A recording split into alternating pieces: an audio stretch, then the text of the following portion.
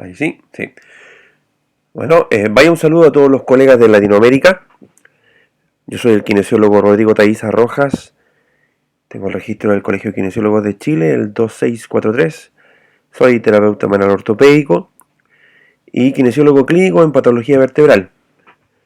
Soy parte de la Academia de Ciencias del Movimiento Humano y en esta exposición que les vamos a entregar vamos a hablar de, obviamente, de la pandemia de COVID-19 y de su imagenología.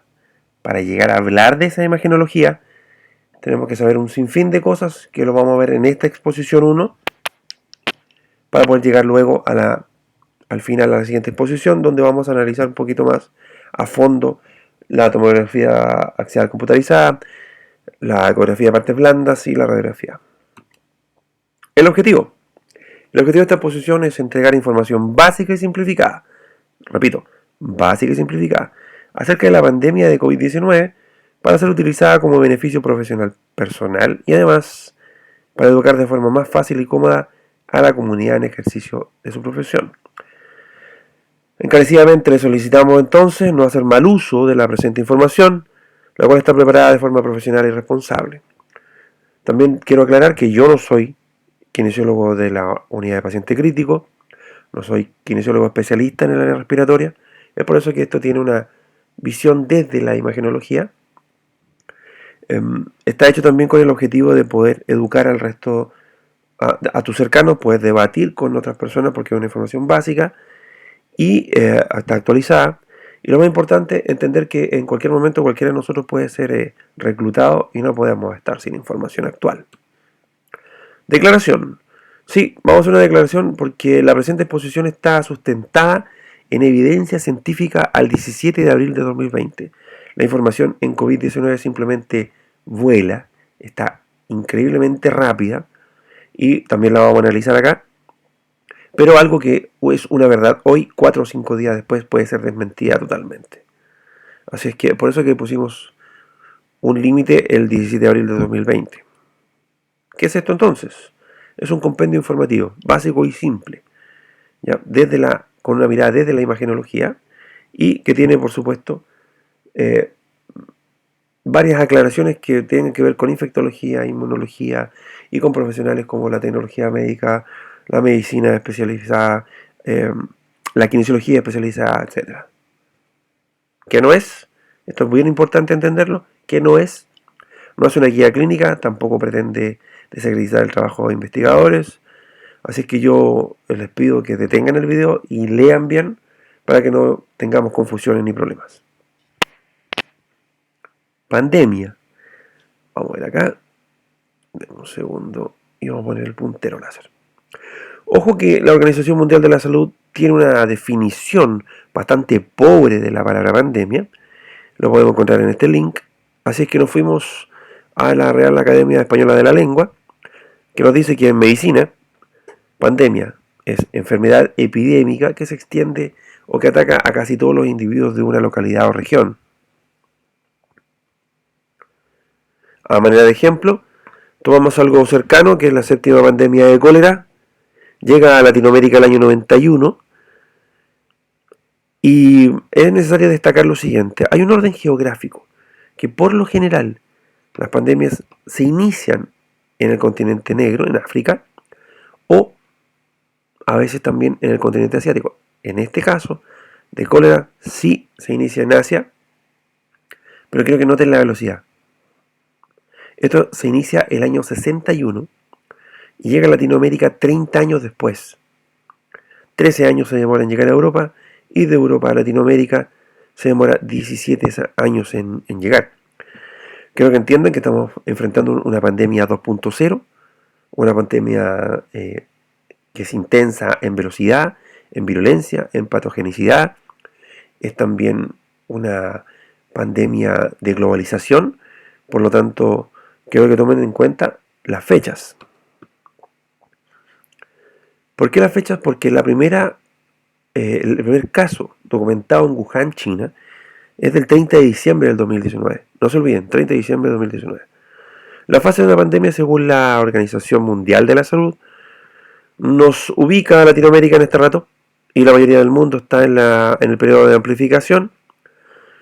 para luego pasar muy pronto, yo creo que de aquí a un par de meses, a la transmisión reducida, es decir, vamos a tener que vivir con el COVID-19, yo creo que unos cuantos años, a menos que aparezca el desarrollo de una vacuna para controlar esta pandemia.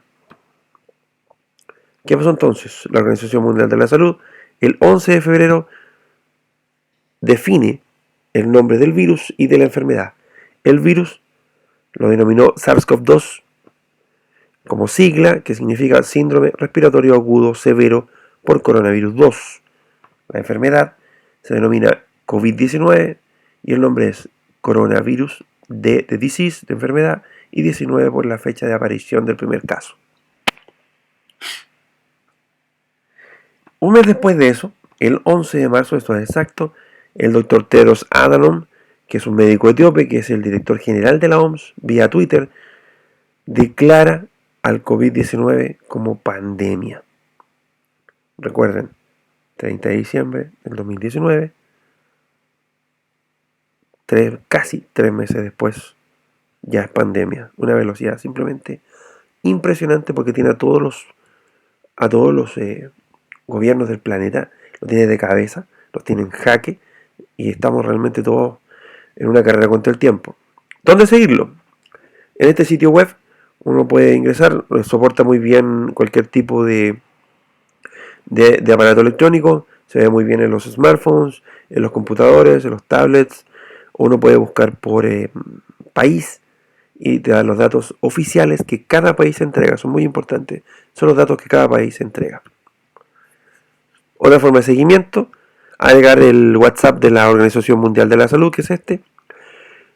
Luego de agregarlo, envían el texto hi, que es hola en inglés, y luego aparece una respuesta automática como esta, donde uno puede elegir cualquiera de estas opciones. Uno, por ejemplo, si quiere el número 1 de los últimos números aparecidos por la pandemia, te llega inmediatamente una respuesta automática, luego de poner el 1.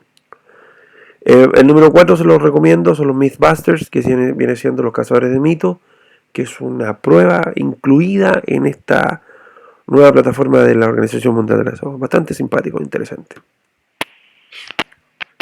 El patógeno. Ya dijimos que se llama SARS-CoV-2 y es un virus zoonótico, es decir, viene del reino animal. Tiene una cadena de ARN única, compleja y muy pesada. Mide aproximadamente entre 70 y 80 nanómetros, tomando en cuenta que el microorganismo tiene una longitud de entre 150 a 130 nanómetros.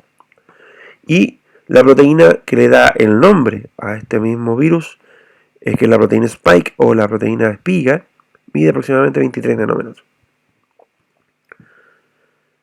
La anatomía de un asesino, la morfología. Están identificados 5 partes específicas, que es una proteína de cobertura. Envelope es sobre también en inglés. Está la proteína de membrana, la proteína spike o espiga, una nucleocápsula proteica y una membrana lipídica. Entonces, hablamos de esta proteína spike o espiga, que está con característica S. Esta es la nomenclatura que se usa para cualquier gráfica. Eso es importante, por eso que pongo las letras. La proteína E de envoltura, que dijimos que era envelope, que funciona como canal iónico. Ya lo vamos a ver dónde y cuándo. Y la membrana lipídica, que ya sabemos que por lo tanto, al ser lipídica, está afecta a esa saponificación. Así que cualquier jabón simplemente rompe esta membrana lipídica, dejando al descubierto el material genético, que es que es el importante, y obviamente su automática destrucción. Dentro de la fisiopatología tenemos que saber que en las células respiratorias ciliares existen 2 proteínas de membrana que se llaman la enzima convertidora de angiotensina 2 y la proteasa transmembrana serina 2. Estas 2 proteínas de membranas de las células respiratorias ciliares son aquellas que van a permitir y van a interactuar con la proteína spike para poder dejar ingresar al virus a esta célula huésped, que ahora se convierte en huésped. Es importante poder relacionarlo con la clínica porque existe posibilidad de que al infectar ese tipo de células, quizás no produzca una gran cantidad de secreción, también quizás sea la causa de la tos seca, y que los kinesiólogos respiratorios de la unidad de paciente crítico nos dicen que estos pacientes no son secretores, o sea, no son hipersecretores y no tienen gran problema de obstrucción de ese nivel. Siguiendo con la fisiopatología, ya vemos que estas dos células que esta célula puede ingresar en una vesícula a esta célula huésped, y luego de eso lo que hace es justamente hacer una replicación proteica, donde, como vimos anteriormente, casi toda la estructura es en base a proteína, por lo tanto aquí, por eso se ejemplifican estos ribosomas a este nivel, y cada parte es replicada, luego trasladada al aparato de Golgi. Este es el retículo endoplasmático rugoso, donde obviamente se hace la transcripción y lo más importante, se hace la replicación. ¿Qué hace el aparato de Golgi? Simplemente lo manda hacia afuera en una vesícula y tenemos como resultante dos células huésped que se terminan alojando en la misma célula huésped por el exterior. ¿Qué tenemos entonces? Una célula infectada con una gran cantidad de virus. Esto es una micrografía, obviamente coloreada artificialmente por una fotografía de microscopio electrónico. ¿De dónde viene el origen? Dijimos que era de origen zoonótico, pero algo muy importante acá, el año 2003, el SARS-CoV-1 en este caso, que es el síndrome respiratorio agudo severo, que inicialmente comienza con los murciélagos y tiene un huésped intermediario que es la civeta. Lo mismo pasa en el síndrome respiratorio de Medio Oriente, que tiene dromedarios como intermediarios, y en el caso actual de esta pandemia, teóricamente el huésped intermediario son los pangolines, que no los conocemos nosotros acá en Latinoamérica, pero son algo así. Piensen en una mezcla entre un oso hormiguero y un armadillo o quirquincho, que viene siendo como un oso hormiguero con un exoesqueleto. Es bastante simpático el pangolín. La sintomatología, saqué esta información del gobierno de Chile y acá hay que agregar que esto seca. Ojo con la fiebre porque estamos hablando de una fiebre neumónica. Siempre sobre esta temperatura no hay 37,5 ni 37,6, no es febrícula. Es una tos, es una fiebre intensa, alta y a veces en agujas. Agregar estos tres síntomas, hematomas leves y conjuntivitis, esto se da especialmente en niños. Y agregamos la anosmia y la ageusia. La anosmia, que es la pérdida del olfato, y la ageusia del gusto. Se relacionan estos dos síntomas por la ubicación del microorganismo en alguna parte del sistema nervioso central. Esa es la razón de por qué se explica de que muchos de estos pacientes que dieron COVID positivo cuentan que lo primero que sintieron fue perder el olfato. Como tiene una relación con el gusto, obviamente pierden la sensación del gusto. Pero también se relaciona con la ubicación de este microorganismo en el sistema nervioso central, porque el distrés respiratorio tendría dos causas. La hepatización del parénquima pulmonar sería una que evita la hematosis, y la otra es la alteración de los centros respiratorios centrales.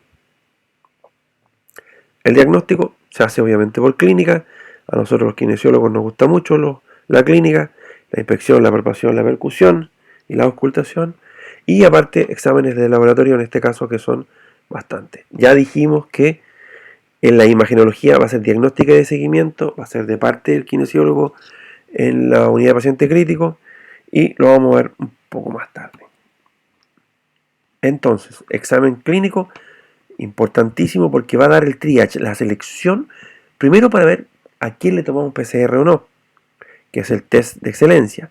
Importante que el test de PCR tiene que tener un triage, debe tener una selección, un tamizaje, porque no es fácil testear a todo el mundo, no es barato tener un laboratorio de biología molecular en cada ciudad, en cada pueblo.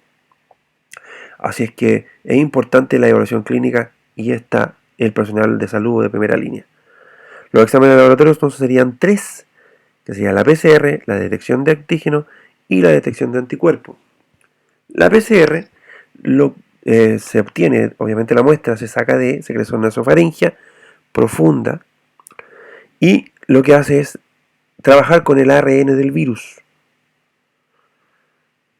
La detección de antígeno obviamente trabaja también con la muestra es de secreción nasofaringea y de esputo, y la detección de anticuerpos se hace en sangre. Si lo llevamos a la biología directa, diríamos que la PCR lo que hace es detectar la cantidad de ARN en la célula huésped, la detección de antígeno obviamente en la proteína spike y la detección de anticuerpo obviamente si es que existe o no. Tiene sus peros cada examen, ¿eh? Lo vamos a ver ahora. Pero antes una aclaración importantísima, no menor, para algunos podrá ser motivo de risa, pero la verdad es que la traducción de PCR en inglés tiende a confundirse con otro examen que se llama proteína C reactiva, que no tiene nada que ver con el coronavirus, pero es importante porque tienden a confundirse solamente por la traducción español-inglés. La proteína C reactiva es otro examen que está en sangre y es para detectar inflamación. Es un examen de sangre que detecta inflamación de cualquier tipo. Se usa mucho en enfermedades autoinmunes y cuando se hace una proteína C reactiva ultrasensible es para determinar riesgo cardíaco. ¿Cómo se obtiene la PCR?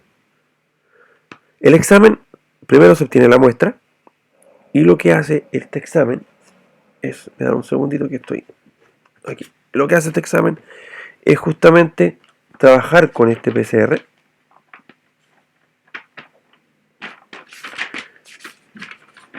Perdón, estaba un poquito incómodo. Ahora sí. Lo que hace primero es trabajar con el ARN del virus, que obviamente es una hebra. Sabemos que 2 hebras de ARN que están entrelazadas van a ser una molécula de ADN. Lo que se hace es ingresar una enzima que se llama transcriptasa inversa para que sea capaz de leer la base nitrogenada, todos estos nucleótidos que están ahí, sean capaces de leerlos y crear, obviamente, una hebra opuesta para generar una cadena de ARN. De ADN, perdón.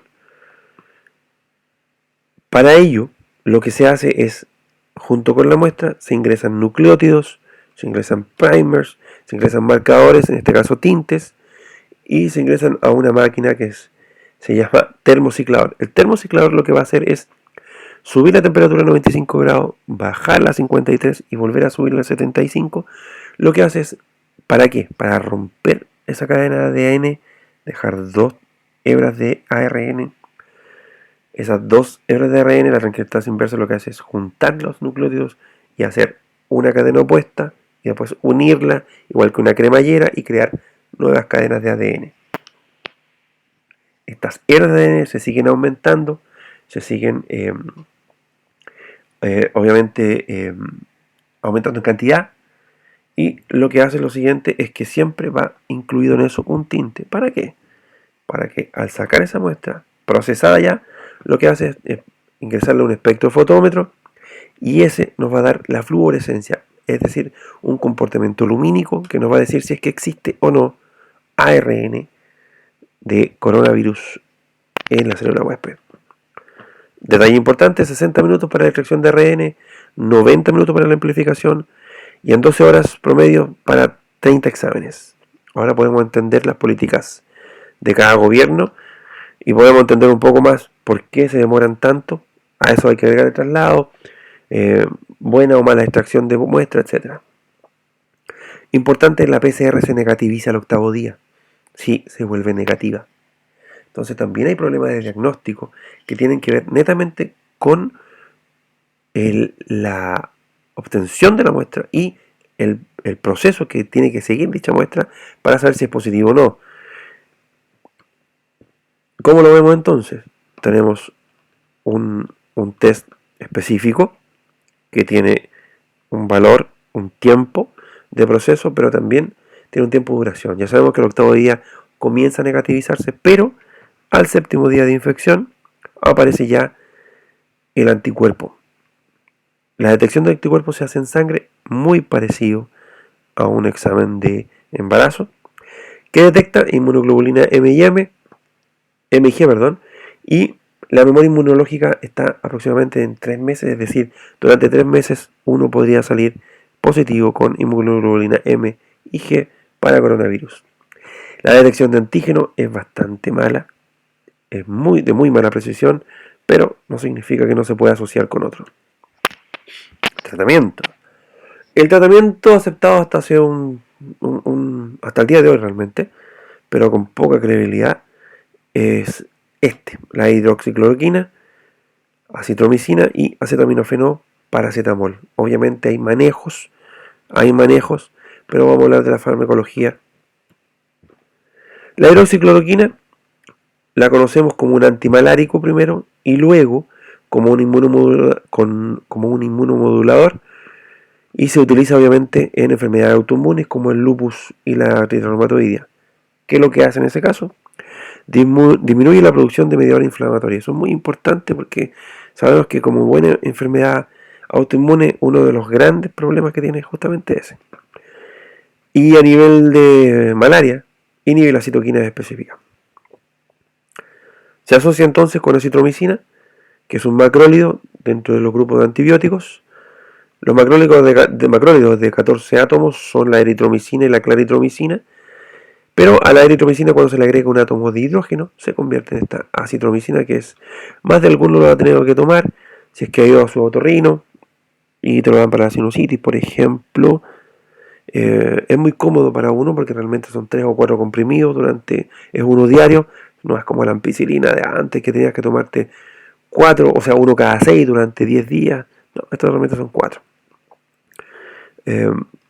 Ojo, porque los infectólogos y los usiólogos no son de gatillo fácil con la acitromicina y no les gusta dar de buenas a primeras esto.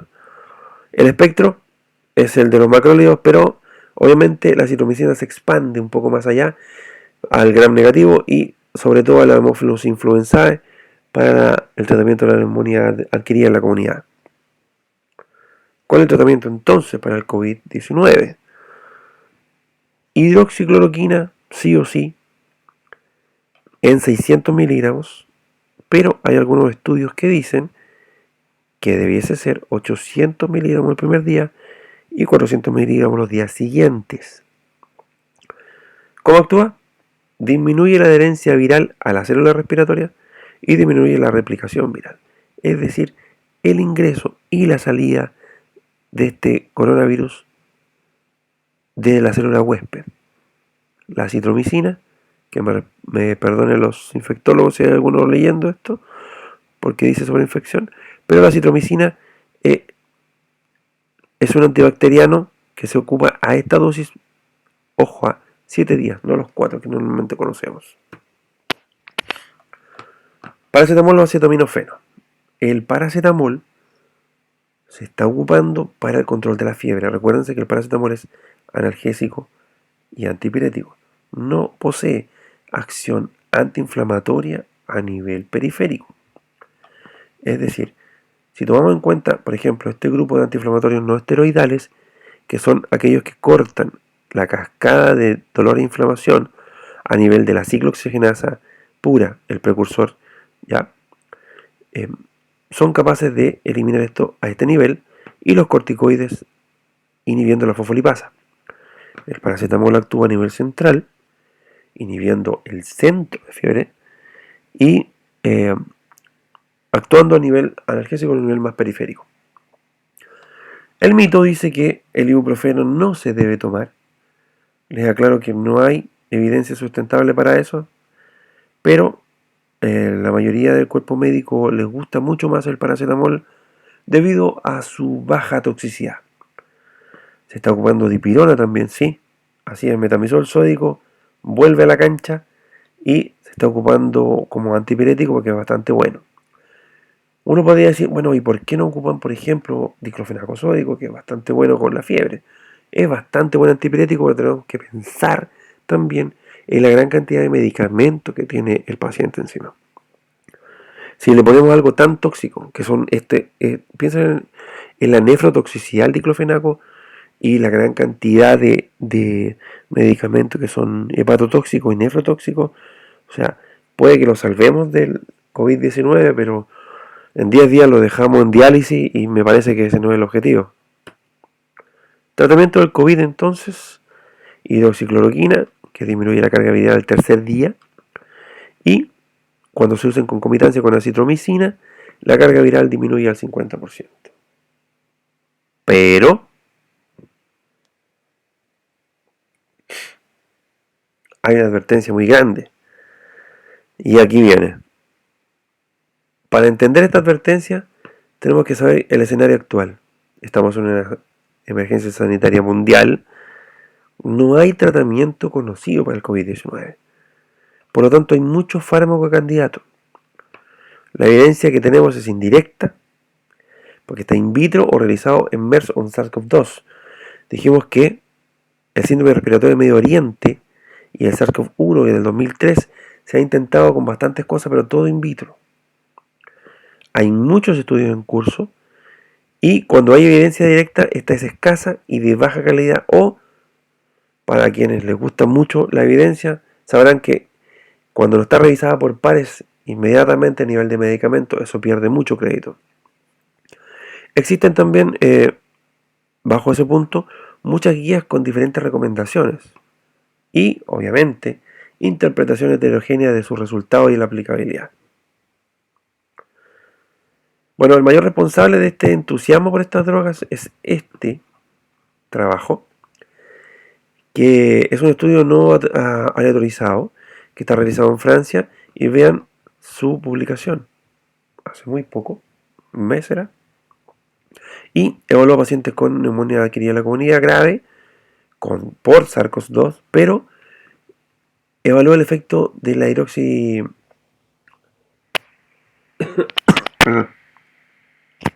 evaluó el efecto de la hidroxicloroquina solamente en su excreción, y no habló de carga viral. ¿Cuál es el problema entonces? Es este, que la hidroxicloroquina, en teoría, en concomitancia con la acitromicina, produce más problemas cardíacos.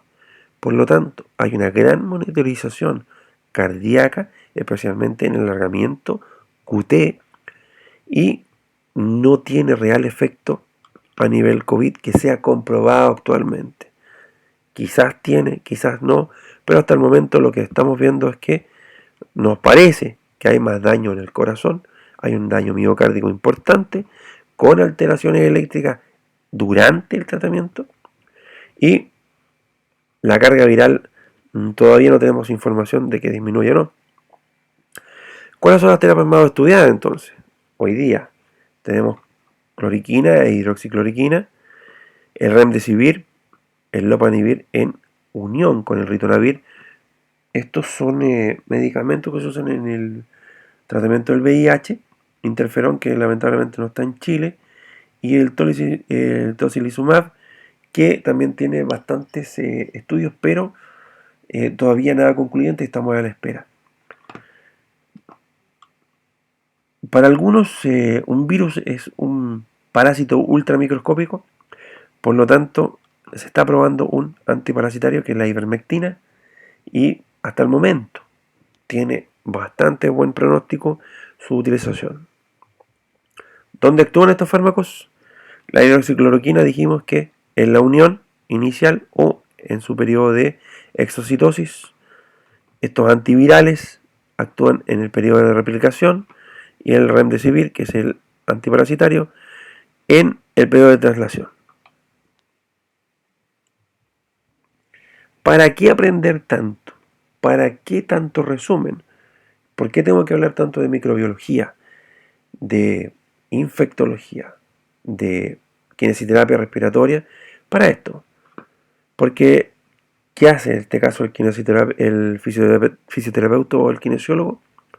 Lo que hace es justamente esto. Tenemos que aprender a leer, por ejemplo, el fenotipo, en este caso, de COVID-19. tiene características y comportamientos respiratorios muy diferentes y tiene tratamiento a nivel de ventilación muy diferente también. ¿Qué hay que hacer? Sépanlo que los protocolos respiratorios de los kinesiólogos de la unidad de paciente crítico, ellos están bastante bien preparados, muy bien comunicados, confiamos harto en nuestros colegas porque cada vez que yo converso con uno, simplemente me da mucha confianza. Una de las cosas importantes dentro de la kinesioterapia, aunque ustedes no lo crean, es que apareció que la terapia tiene que ser en decúbito prono. Y el decúbito prono debe ser mantenido por sobre las 12 horas. Sí, sobre 12 horas. Estamos hablando de un prono colaborativo en el fenotipo L. ¿Ya? Para eso yo tengo que saber qué tipo de paciente tengo, cómo se ve la imagen y toda la fisiopatología que acabamos de hablar y todos los medicamentos que están, más el manejo natural del ventilador mecánico y la kinesioterapia en sí. Bueno, este prono que tiene alternancia ahí tiene que estar monitorizado por la saturación de oxígeno. ¿Por qué entonces adquirir tanto conocimiento? Bueno, el paciente nos ha dado permiso para la grabación del vídeo. Está saturando con el Ventimask ahora mismo, perdón, con el reservorio al 89% y vamos a dejarle en pronación. Túmbese, José Luis, como hemos ensayado antes. Muy bien. Ponga la cabecita de lado.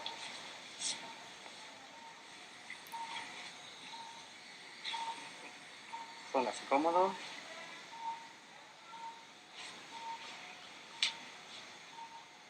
Y vamos a ver la respuesta. ¿Está bien? ¿Se ahoga? Venga.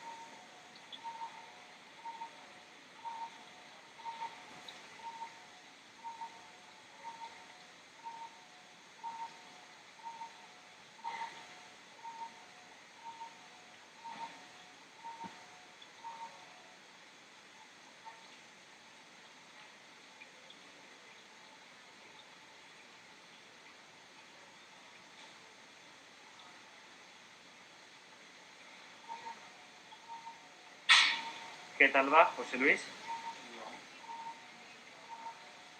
¿Se fatiga? No, la sensación de que te pones sentado y ahora pues ya me voy relajando. Muy bien.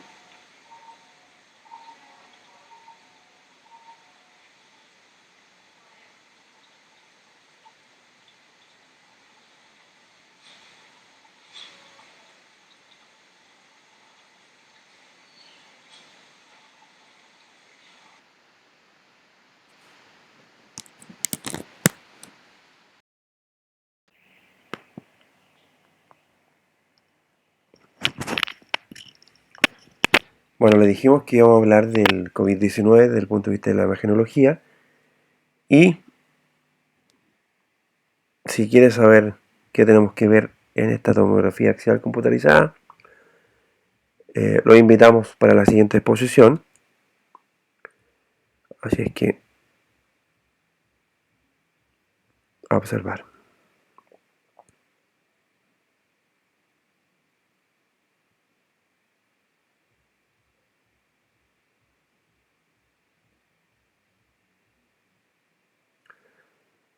¿Qué hay que ver? ¿Qué tenemos que fijarnos? ¿Qué fenotipo será? Nos encontramos entonces en la exposición número 2. Así es que gracias por su atención. Nos vemos, colegas.